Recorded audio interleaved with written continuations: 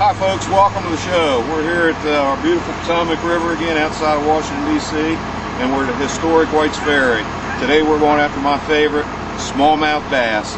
Let's get fishing. See you on the water.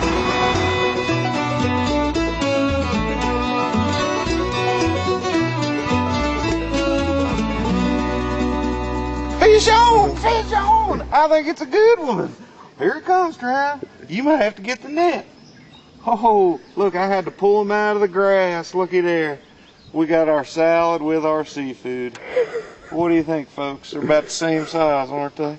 Poor little fella. But he's still in good shape. See you, baby. That's how it's done, folks. Potomac River smallmouth. They will get bigger, I promise. We're back up here at the ferry landing we put in just about 20 minutes ago. We did a drift down the center. We did a drift down the Virginia side. Some small fish were playing with us. We couldn't pick anything up. What we're going to do now, we're going to pull the motor up and get as close as we can over here and drift right down where it's shallow. See if we can't find them in a little bit shallow water. Anyway, the ferry here at White's Ferry, it's called the General Jubal A. Early. This is the last cabled ferry on the Potomac River. 300 miles of river. This is the only ferry still operational. In its peak during the Civil War time, there were over 800 cabled ferries crossing this river.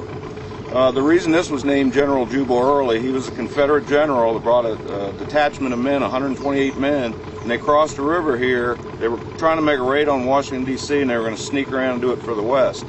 Well, the Union troops, Sherman and his boys, heard wind of it, and they sent a detachment. They actually met up in Laytonsville, Maryland, and had a skirmish. It was early in the morning, and they kind of got their butts whipped. So what they did, they hightailed it back for the ferry here. It was dark on the way back. It's probably a 15, 20, 30 mile forced march. It took them a couple hours. Well, they missed the ferry by about a mile and crossed downriver, thinking this was a shallow river. It was winter time, the water was high. 128 men went into the river. 28 guys came out on the other side. They hit holes, hypothermia, died.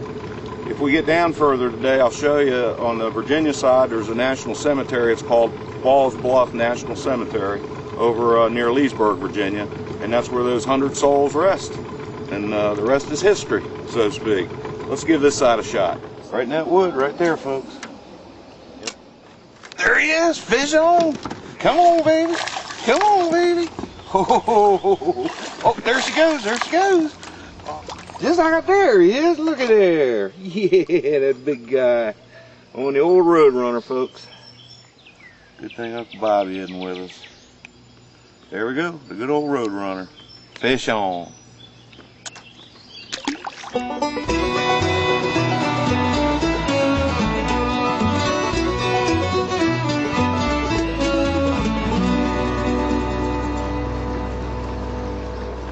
Okay, we drifted all the way down the Maryland side of the island, came back up this side just a little bit. We saw some wildlife. Haven't had a whole lot of luck yet, but what I'm going to do is go ahead and put this tube on. It's an Itsy tube. It's a little smaller. It's only 2.5 incher. Here we go.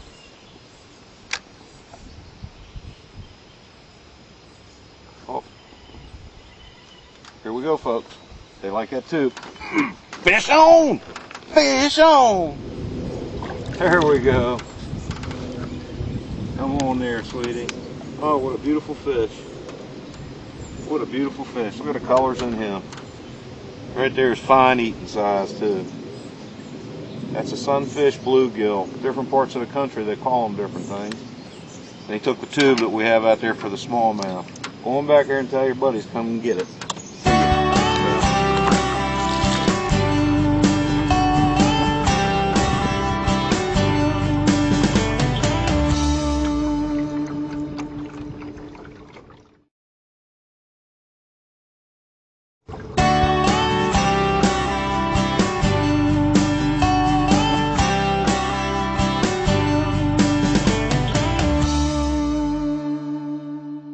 The baits we're going to be using today, let me just give you a heads up on these.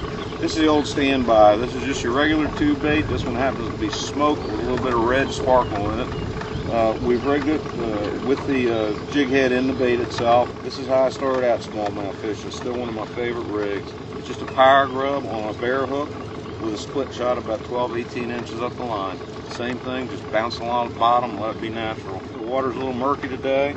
We're going to to run a spinner bait a little bit. See if we can't get lucky with that. This is chartreuse and white skirt. You can't go wrong with that color. The one I actually have tied on has a little bit of red in it too. Red just seems to be popular the last couple of years. We've got some little blood squirts we use sometimes on the Roadrunner baits. You've seen my Roadrunners before. We'll give these little blood squirts, and you see again it's got the imitation red blood on there. So we'll see what we can dig up with that, and if that doesn't work, we'll certainly move on to something else.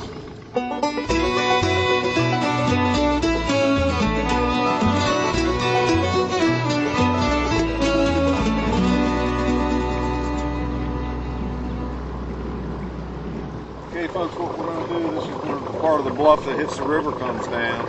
It warms the water because the sun's been on it, and the fish usually get right up on that just a ½ degree water temperature can sometimes make all the difference. So we're going to pick, we're actually going to hit them on the rocks and let them fall down in the water and see what we can pick up along here. We're starting to like this tube off the rocks over there.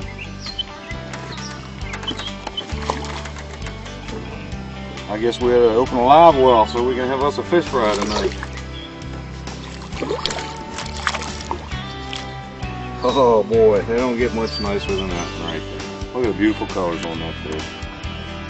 Oh, you're lucky we're not having a fish fry tonight because you'd be in the skillet. Thanks. Go find some smallmouth.